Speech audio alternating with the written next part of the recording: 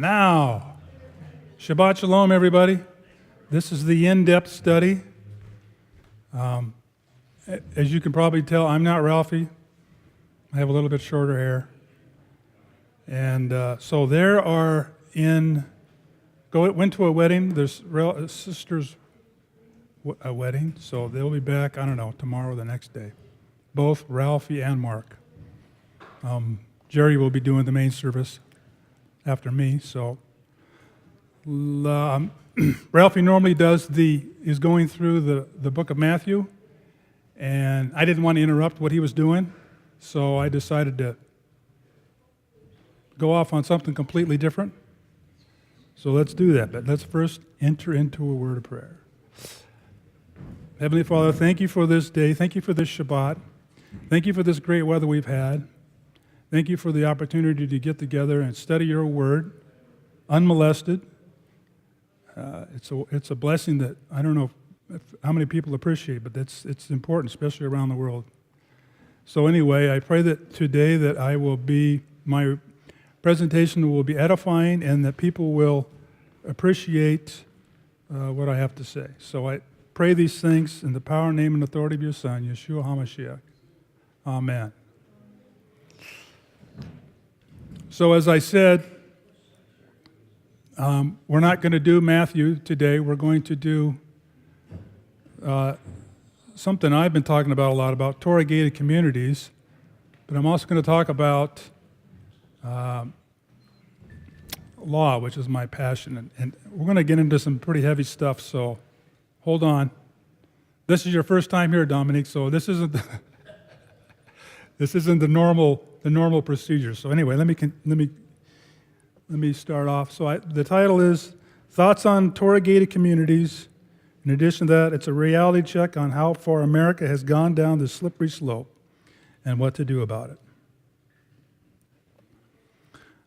First thing I want to do is what I call a political or societal gut check, reality check. And it's the topic of abortions and infanticide. It's kind of a heavy subject, obviously. I'm going to do a scenario about how this legal matter would pan out in what I would call a Torah-gated community. And maybe I'll try to define that later on. And also I want to do a movie review, if I have time. We went to a movie this week called Patterns of Evidence, the Moses Controversy. And the other one, I don't know if I'll get time to that. So here's my first part of this gut check. Premise. Even serious people in the Hebrew roots movement are only doing a fraction of the Torah. Right? We're doing the Torah because we're keeping the Sabbath, we're keeping the high holy days, we're honoring the dietary laws, but there's a lot more to it.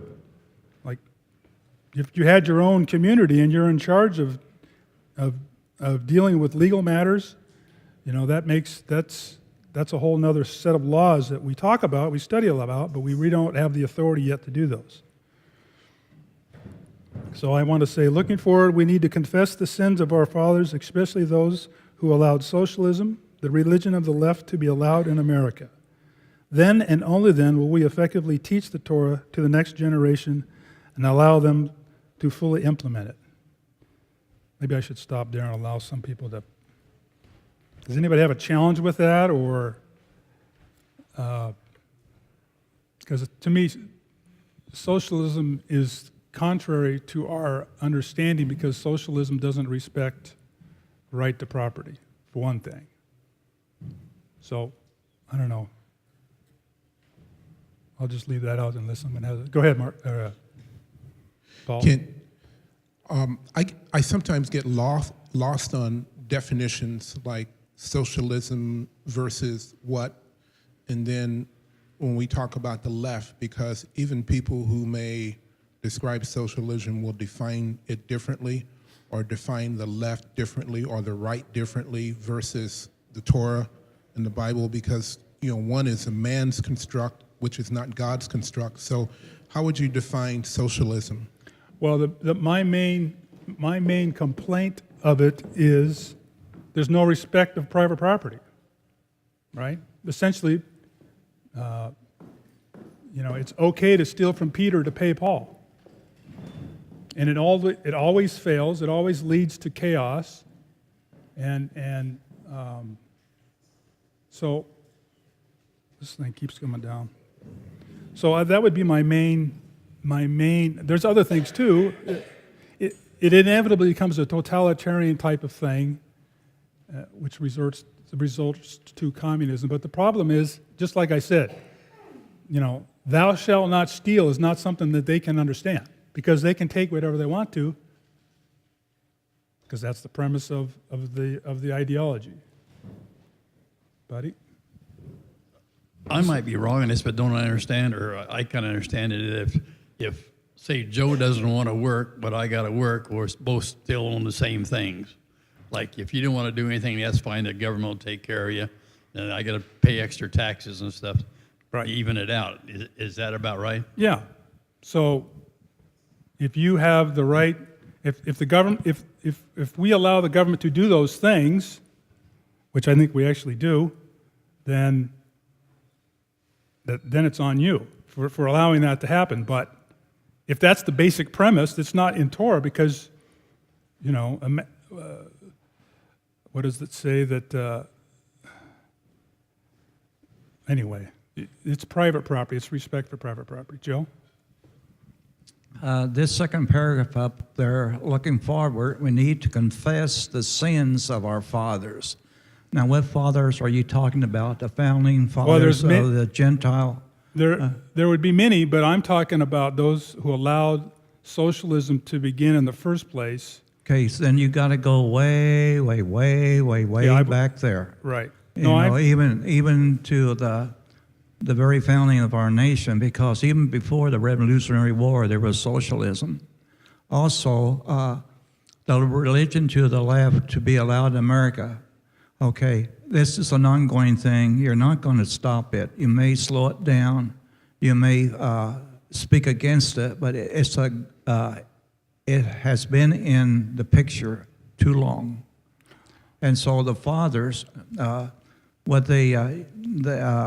founding fathers of the Gentile nations, I'm talking about Augustine and others, philosophers who were in this. Whenever a nation ignores or does not teach the Torah, then the only alternative is socialism or a religion to the left. I agree. But I think we can do something about it beyond just dealing with things political, and we'll get into those later on. Probably should have held off on that comment right there. Go ahead. So, since we're defining types of government, how would you define the kingdom of Elohim, the kingdom of God? The one that follows the Ten Commandments. But what Thou shalt not steal. Thou shalt not murder. But what kind of government structure is it?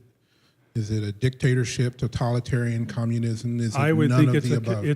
the government that governs best governs closest to the people. So they would have control over their congregation, over their church, over their Torah gated community, as I would call it.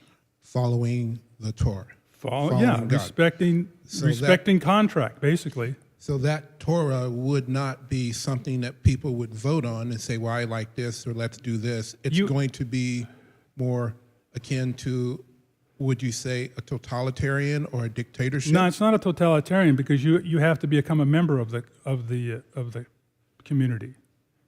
Okay. You can always leave. But it's not a democracy or a republic either. Well, that gets into.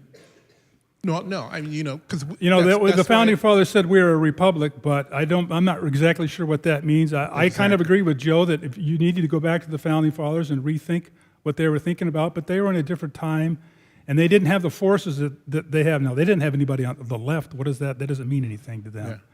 Yeah. Well, if okay, it's honoring a contract. Now, if I want to become a member of that congregation, if I define the left as anything that's contrary to the Torah and Elohim, the God of Abraham, Isaac, and Jacob, if I define the left as against, contrary, and if I define the right, let's just say for simplicity's sake, is following the biblical structure of what's supposed to be there, then anything else that's opposite of that, like what Joe said, is against. Right. Would you agree with that? That's fair. I mean, it goes at different speeds. The speed we're going at it right now for the left to take over is going very fast, and I'll go into some right. some examples. Can I go to Yeah. do I'm some gonna more slides, sit Joe? down I've with got a you. lot of slides, and I don't want to. All right. You opened a can of worms. All I right. know it. Cool. Can I go on? It's all right. Scenario. In a futuristic Torah-gated community, that's what TGG stands for. I get tired of saying it much times. How would, for example, the elders and the Bet Din handle a legal matter where a member of the community wanted to get an abortion? That's a pretty heavy thing to do, think about, right? Our current reality of the society that lives outside the jurisdiction of our wannabe Torah-gated community has adopted not only abortion, but infanticide. This is how far we've gotten in our lawlessness. So this is a review of what happened the last month or so. And I don't know how many of you people have heard about this or not. Part of this is just I know Beverly, or Elaine knows about it because she's in New Mexico and they were fighting what was going on in the state legislatures. But I don't know if you saw that, like I said, a month or so ago, the New York State legislature cheered the most permissive abortion laws this last couple of months. And this is I'm going to read a couple of paragraphs from this letter, from this article written in the National Review. A Virginia bill that would drastically loosen restrictions on third trimester abortions prompted this discussion.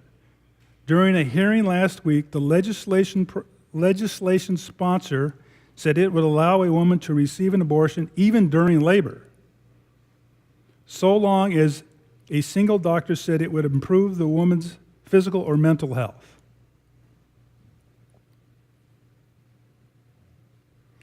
Quote, this was the governor of Virginia. He was on a talk show host, or a talk show, talking about this. And he said, if a mother is in labor, he was challenged about this law.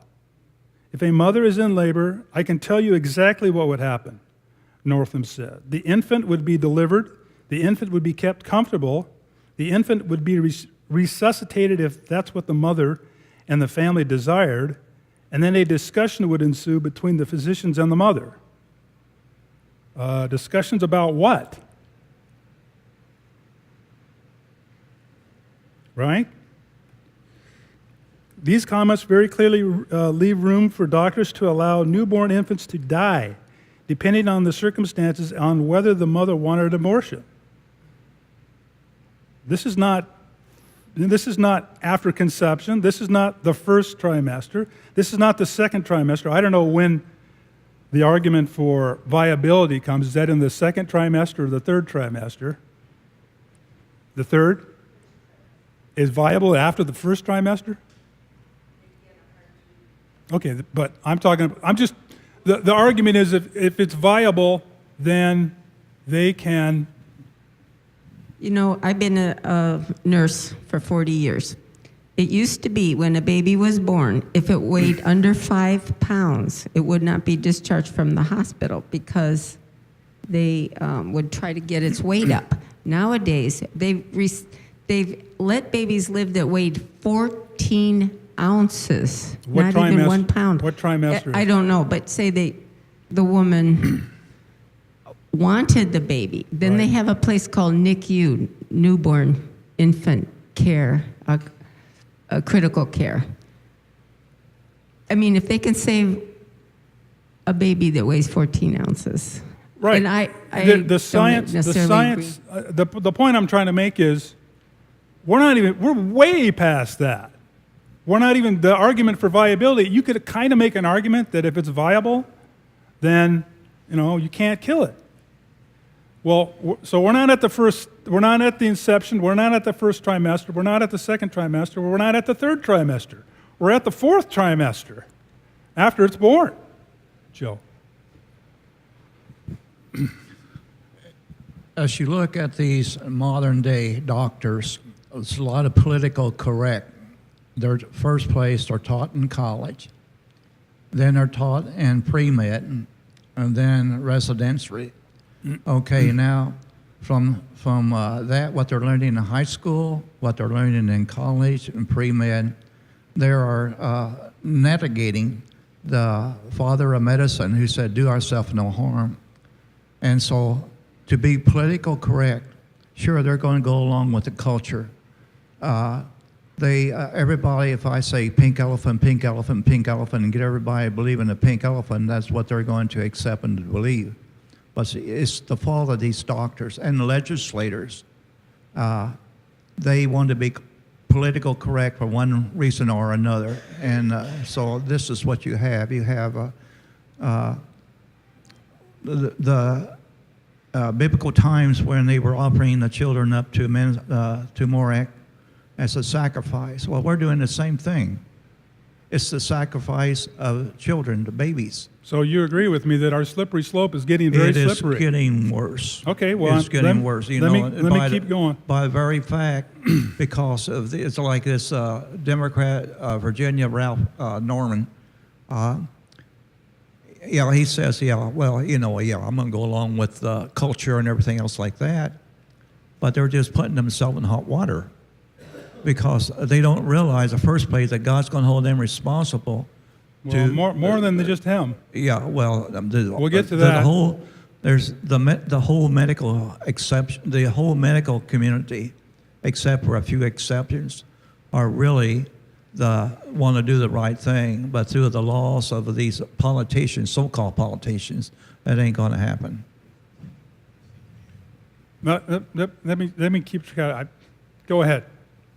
I need to hold on and do some more questions. I do more The presentations. one thing it comes down to, as our country has thrown out ethics, we need ethics. We need righteousness is what we need, I would argue. By the way, do you know what this guy's profession was before he became governor? He was a pediatrician. Can you believe that? Okay, this prompted U.S. Senator Ben Sasse of Nebraska to reintroduce his Born Alive Abortion Survivors Protection Act. Here's what he said. In just a few years, pro-abortion zealots went from safe, legal, and rare to keeping the newborns comfortable while the doctors debate infanticide. That's pretty, we're going fast down this slippery slope. Here's another article about this by David Harsanyi. This is talking about the bill that Ben Sasse had put into Congress, and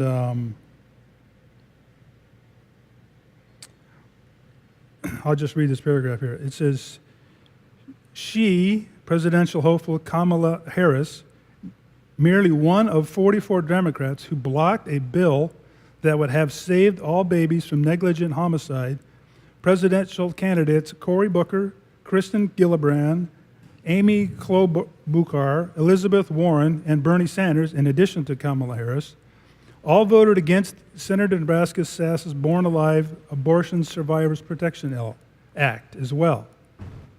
So these aren't, oddball candidate or the oddball politicians. These guys are running for president of the United States. The bill passed. The bill failed on a vote of 53 to 54 as it is required 60 votes. I'm not sure why it had needed 60, but there it is. Only 3 Democrats voted for that. Joe Manchin, Bob Casey of Pennsylvania, Doug Jones of Alabama. Joe Manchin is from West Virginia. If you think if I'm just picking on Democrats, you would be wrong. These are my thoughts. Remember, as late as January 2019, the Republicans, for 2 years, had control of all 3 levers of legislative and executive power, presidency and majorities to the House and the Senate. They did nothing to defund Planned Parenthood, which gets a or $500 million, $500 million from the federal government every year. Now, do you know, aren't they like the number one people that perform abortions? How is this okay? Right? Republicans didn't have time to do that, apparently. So I'm not picking on, I'm clearly disappointed in the Democrats. I've always been for a long time. I've never been associated with them, but, here's the Republicans. Now, this might be controversial, as if what I said already wasn't already controversial. Since Roe v. Wade, this is the Supreme Court case, 1973, the tactics of resolving things politically have failed. We who are Yahweh-fearers are fools for listening to Republican politicians and the intellectual sages I call William F. Buckley conservative types. Now, that's pretty bold. I've been advocating conservatism for a long time, at least how their approach. Are not the Hebrew roots the people and the ones who claim to be nations of priests and kings? Yet all we seem to do is think, well, how did you vote? That's all that matters. I don't think so.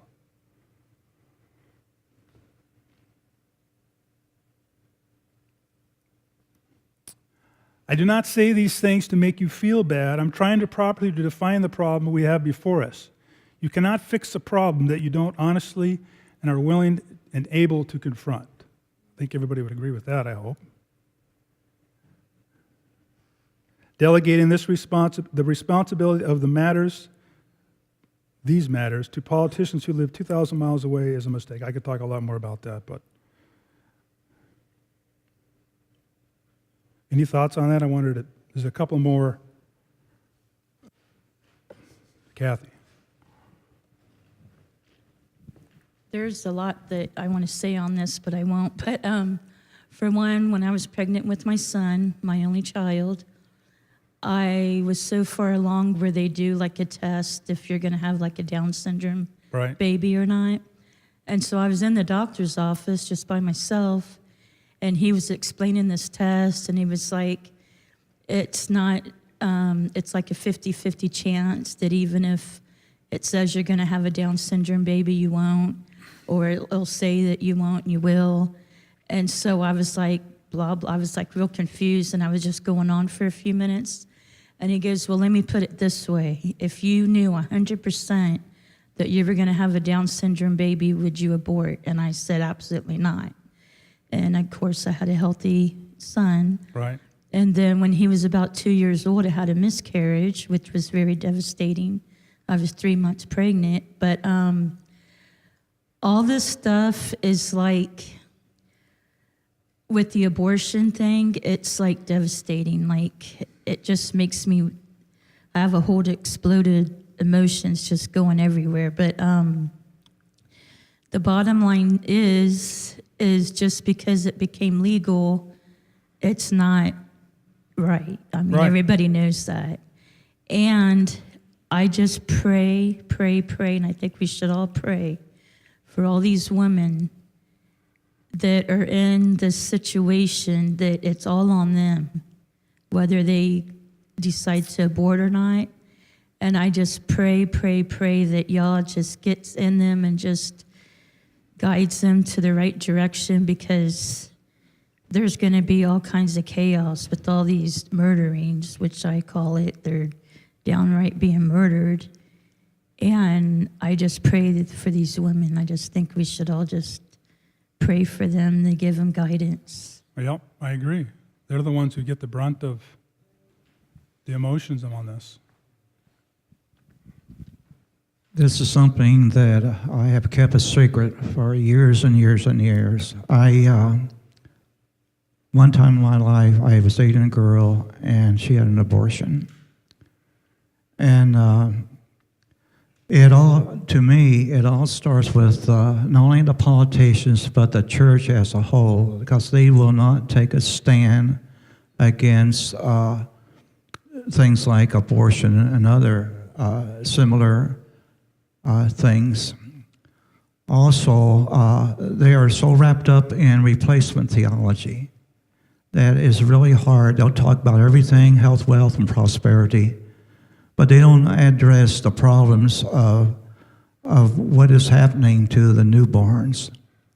And I don't understand. You go back to our so-called church fathers who has a big responsibility, if not all the responsibility of that. If only the so-called Protestants in the United States and Britain and everything, it's like the Holocaust where they had a chance to save all those Jews and they turned their back on them. In essence, the politicians and the theologian people are turning their back on the newborn babies. There's no difference. Well, yeah, you're hitting at the problem that I'm trying to, or how I would see the solution to this. Remember, I started off talking about Torah-gated communities, right? So let me read this verse here. A reasonable verse. Remember, I said before I was talking about how to go about this problem, properly trying to define the problem so you can go and fix it, be reasonable about it. I love this. This is one of my favorite verses, and it's in the first chapter of Isaiah. Isaiah 1:17. Learn to do well, seek judgment, relieve the oppressed, judge the fatherless, plead for the widow. So we're supposed to do that, not some guy 2,000 miles away from here, right? Come now, let us reason together, saith Yahweh. Though your sins be as scarlet, they shall be white as snow. Though they be red like crimson, they shall be as wool. I think that's a powerful verse. I love the word because I'm a programmer. Speaking to me in a reasonable way is like, that's the only way I can comprehend. I try not to get emotional about stuff. And when I'm trying to solve problems, I have to reason it out. I have to think it out. Any thoughts on that? Or it's interesting who's the responsibility for all? Back to Joe's point, does the church do this? They may have done it before the welfare state came to be, but they've let that go. They've let that responsibility go away. People agree with that? This is where I'm talking about. These are the fathers one of the fathers, and I also agree that the antinomian church fathers are the ones that we also have to confess the sins of. But, in the last 100 years, we've delegated this responsibility to somebody else, and look where we're at. We're debating whether infanticide is acceptable or not.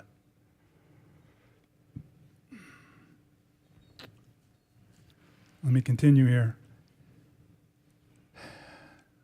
Here's a headline grabber.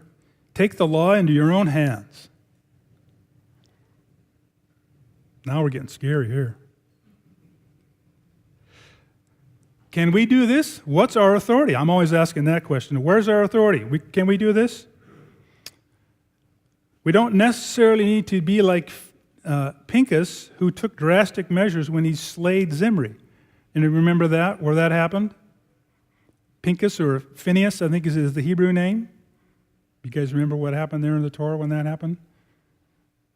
The Zimri, I guess, was having sexual relations with a Midianite right there in the middle of the camp. And he went in there and got his spear out and did a human shish kebab. There wasn't any due process went there. That's all I was going to say. The temple prostitutes, if you will, had seduced Zimri into having sex with her out in the front of his tent. I think it was right in front of the meeting of... Yeah, the tent of meeting. The tent of meeting. Yeah, and he was so enraged that he ran them both through with a spear at the same time. Right. Now, I would argue, and we'll develop this argument a little bit later, it was self-defense. I couldn't find the verse, but I'm sure there's a verse that says, because God put Levi in charge of governing the rest of the tribes, he said, I'm coming to you, Levi. If they mess up, guess who I'm going to go to, whose door I'm going to knock on? The Levites, the priest. So I would argue what he was doing here was self-defense from God, being judging him for allowing this to happen. But let me keep going on this, taking the law into your own hands. However, we can, however, make our own laws that only apply to those who are willing to enter into a membership contract, a contract that comes from the creation of a Torah-gated community. So essentially what I'm saying is rebuilding the church where we're pronomian Christians, pronomian church, if you want to use that term, and that we are, like I said, honoring the Torah. We're going back and undoing what the church allowed to happen by giving up their responsibility. This is our authority. This is our authority, and it's done without violence. The ultimate penalty for violators is excommunication. Let me give you a verse to defend this. How would a Torah-gated community handle a legal matter like abortion? Let's say someone wanted to have in our community that we're in control of, that everybody that's in there is a member of that community, and they wanted to have an abortion. How would that go about? How does that legal process go about? Let's read what the Messiah says here in Matthew 15 through 18.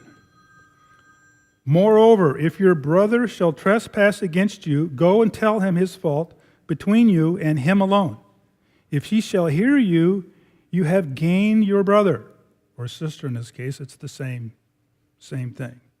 But if he will not hear you, then take with you one or two more, that in the mouth of two or three witnesses every word may be established. I've heard that before. Where's that at? Anybody heard of that before? Is the Messiah quoting Torah here? Yes, he is. I'm being sarcastic. I've got 3 or 4 places here in Numbers and Deuteronomy that point to that. And here's the last point, and it's kind of the important point.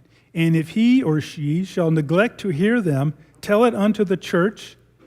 In Hebrew or in Greek, it's ecclesia, and I'm suggesting that's Torah-gated community, TGC.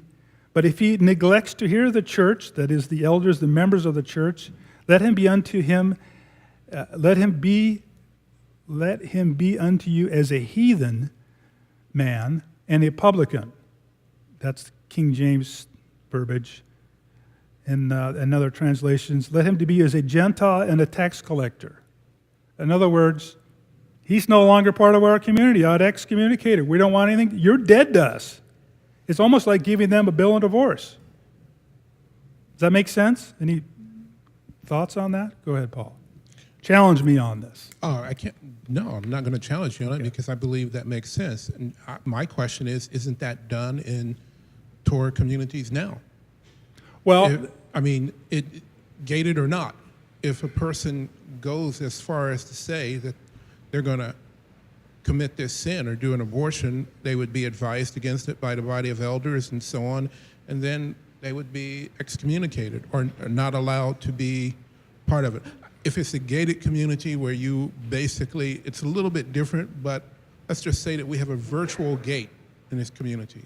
a word for what? A virtual gate. Yeah, this is, I'm using the term poetically I get it, too. But isn't that done now? Well, a good example would be, what if this happened in the Amish community? I mean, it's kind of a contrived, I can't imagine someone in the Amish community having children that say, yeah, I want to have an abortion. Well, no, I'm saying even in the Hebrew roots, isn't that done now? I'm not saying, 100%, but isn't that following this same principle that's biblical? Isn't that done? They wouldn't be allowed to go to the church anymore? Well, they would be Or the congregation? They would be considered an outcast. I mean, whether they showed up, people may not fellowship with them. Right, but my envision of a Torah-gated community is more than just people that show up on Shabbat and the high holy days. We're living together. We're doing business together. We're starting what I call biblical permaculture. You invested a lot of money, a lot of time and resources into your fellow neighbors. So well, I don't want to go to that church. It's not like I'm just going to not go to that church anymore. That's where you're from. That's where you live. That's your community. Very much like it was during the time of Yeshua. If you were expelled from the synagogue, Well, it was. you were, and even before that, let's just say back in the time of Moses, and if you were expelled from the community, you were expelled from the community. It was like a You- death you penalty were because gone. you didn't have a community anymore. If you weren't stoned. Well, this is the liberal version. The other one is we do the eye for an eye, tooth for a tooth. So that's the argument, my attempt at making a legal argument here. So I've only got 10 minutes to go through half as many slides. I don't know if I'm going to work. I'm going to sit down and hold the mic Okay. unless you have other questions. All right, here's the legal exercise. How would you respond to the question of the challenge of stare decisis? Fancy word for precedence. Roe v. Wade is precedence. How would you challenge that? What about jurisdiction? Are there other communities who you could point at to get a similar result that would defend your position? I suggest the Amish would be a good example. I don't know. I kind of gave that answer away. What are your U.S. constitutional I misspoke that. What are U.S. constitutional protections that you can avail to? This is something for you to think about later on. On a lighter matter,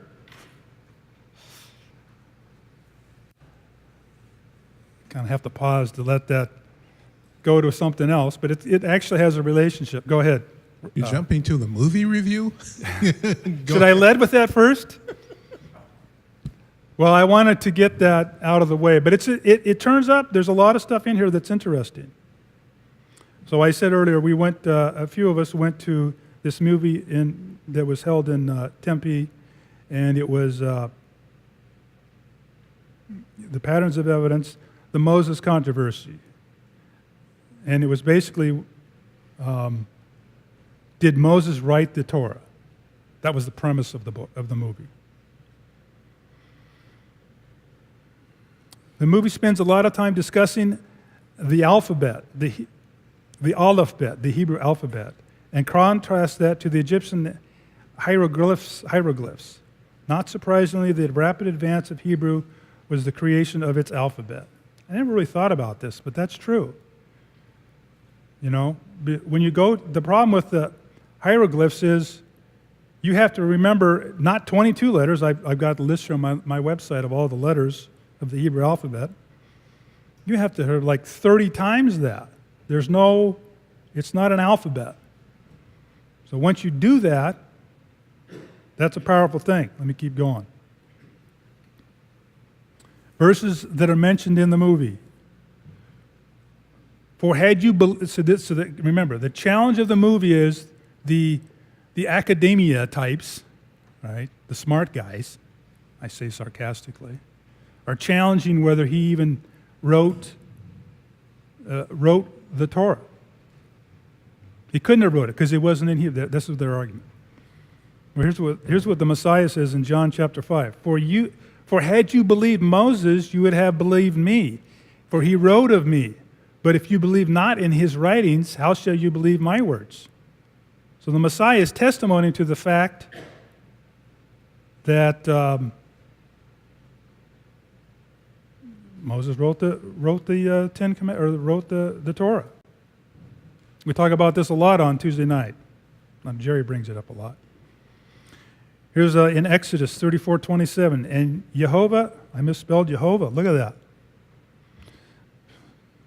that. He said unto Moses, "Write thou these words, for after the tenor of these words I have made a covenant with thee and with Israel." And he was there with Jehovah 40 days and 40 nights. He did neither eat bread nor drink water, and he wrote upon the tables the words of the covenant, the 10 Commandments. There's a standalone autograph there. I like to look at those when they show up. So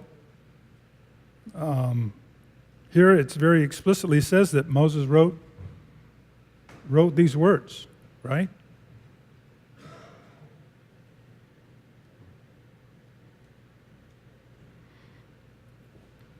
if you're going to teach children, they need to know a Hebrew alphabet. That's like if you're trying to teach someone how to do algebra, they have to know how to count. How can you effectively teach children these things, including the weighty things of the law, to children without a language that has an alphabet? I would submit to you it's very hard. Let me read we read this all every Shabbat on Deuteronomy chapter 6. Now these, and think about this, what I just said about the children. Now these are the commandments, the statutes, and the judgments which Jehovah your God commanded to teach you, that ye may do them in the land where you go to possess it, that thou mayest fear Jehovah thy God to keep all his statutes and his commandments, which I command thee, and thy son, and thy son's son. So you have to teach it to your children and your children's children, all the days of the life, and that the days may be prolonged. Hear therefore, Israel, and observe and do it, that it may be well with thee, and that you may increase mightily as Jehovah, God of thy fathers, has promised thee, in the land that floweth with milk and honey. Hear, O Israel, the Lord your God, the Lord is one. Jehovah is one. And thou shalt love Jehovah thy God with all thine heart, and with all thy soul, and with all thy might. We say these every Shabbat. And these words which I command thee this day shall be in thine heart, and that thou shalt teach them diligently unto the children, and shalt talk to them when thou sittest in thine house, and when thou walkest by the way, and when they lie down, and when they rise up. And the point here is, if you're going to teach children weighty matters like the commandments and the statutes, they have to have an effective language to do that. So the whole argument that Moses didn't write the Torah and that he didn't write it in Hebrew, to me is pretty lame. Comment, or he said, can we hold off? I can come back. Here's another, let's continue on with Deuteronomy chapter 6. Now this wasn't in the movie, but it's relevant, just if you keep going. And thou shalt bind them for a sign upon thine hand, and they shall be a frontlets between thine eyes, and thou shalt write them upon the post of thy house and thy gates. I interpret these verses to mean, that we have them over there, right? On our doorpost. I interpret these verses to mean that posting the commandments on your doorpost is to post your law form to all who come into the house, the city gates, or even the country. These people can't be expected to read complicated languages, these people being like sojourners or whatever, that uses hieroglyphics like they was used in Egypt. So by doing those things, you're posting your law form. This is in a Torah-gated community, we post the law form that we are operating under.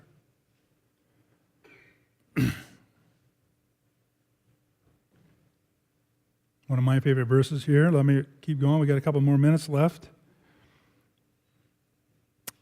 This is Deuteronomy 17, 18 through 19. Sovereigns need a common language as well, I put as the title here.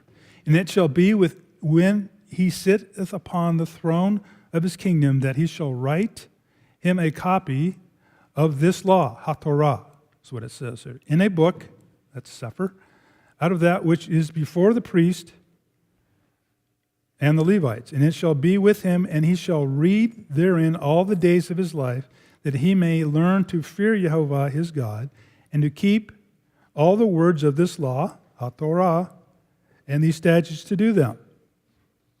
Well, let me read what the definition of a sovereign is, because you could use the same word here for sovereign, for the king. This is in the Beauvais Law Dictionary, of the great definition. This is the Beauvais Law Dictionary, is the dictionary that the Supreme Court used. So the definition is a chief ruler with supreme power, one possessing sovereignty. It is also applied to a king or other magistrate with limited powers. This is the part I like. In the United States, the sovereignty resides in the body of the people. So I would argue that that verse applies to us, if we're sovereigns.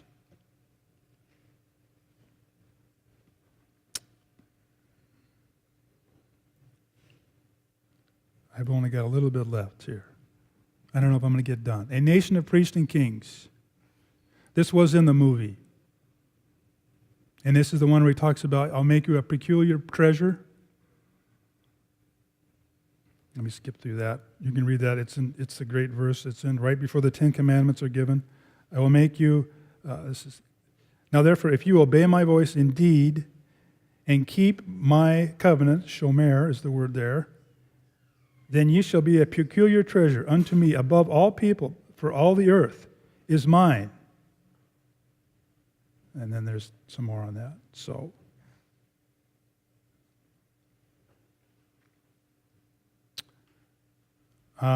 this is an interesting thought.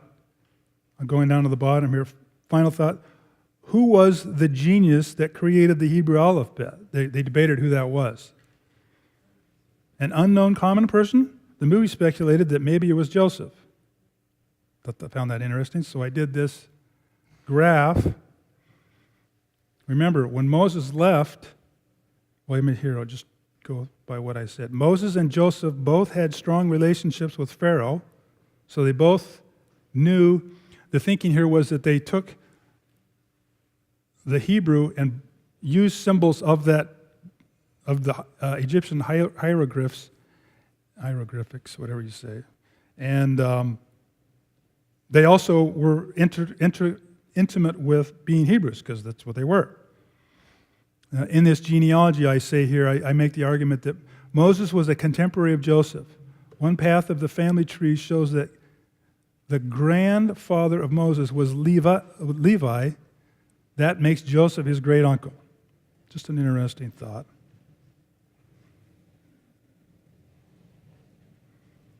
Yeah, that's it. I finished. I finished at a pretty good time. We have time for a couple of questions. I'm not getting flagged that we don't. He said yes.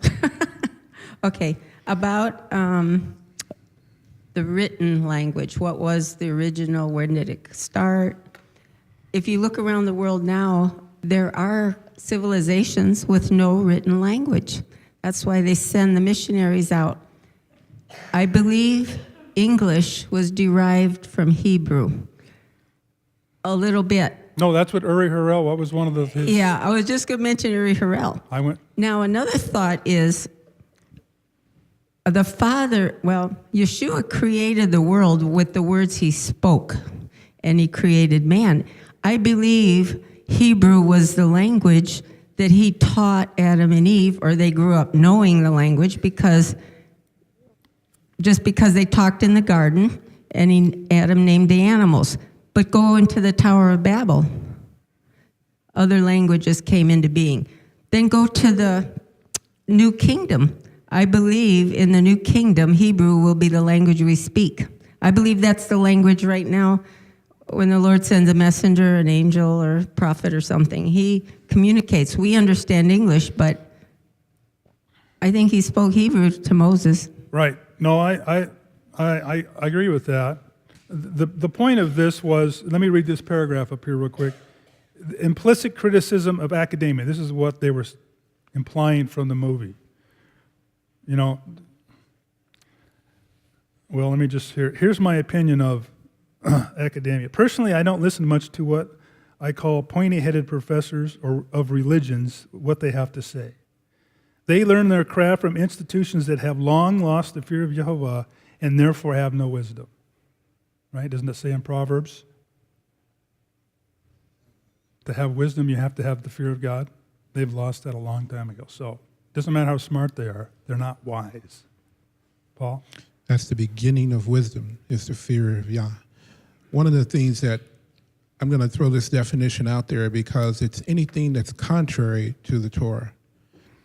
We sometimes use the words left or the right, but the Latin word which we get left from comes from the word sinistra. Sinistra meant evil.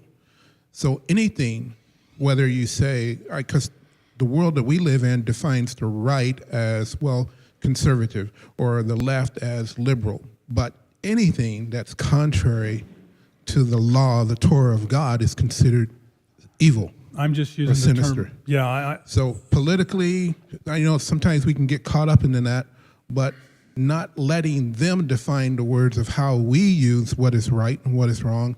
Like you're saying, the Torah, there's Right. only one way, and Right. that is following the way of Yah. Yeah, That's it. It's not a question of ethics. It's not a question of morality. It's a question of righteousness. Are you doing what the Torah says to do? Exactly. Can we end right there? Thank you, everybody. Okay, thank you, Kathy. Let me do a quick prayer, and then we will have a break, and then at 3 o'clock we'll start back up again. So, Heavenly Father, thank you for the opportunity to come before you here and speak these words, and to help us to resolve these problems that we're having in a reasonable, rational way where we can think this through. We pray for that. We also pray for the safe return of Mark and Ralphie and Polly and Perry Beth as they come back from New Mexico. So thank everybody online for watching us. And we pray these things in the power and name and authority of your Son, Yeshua HaMashiach. Amen. Thank you.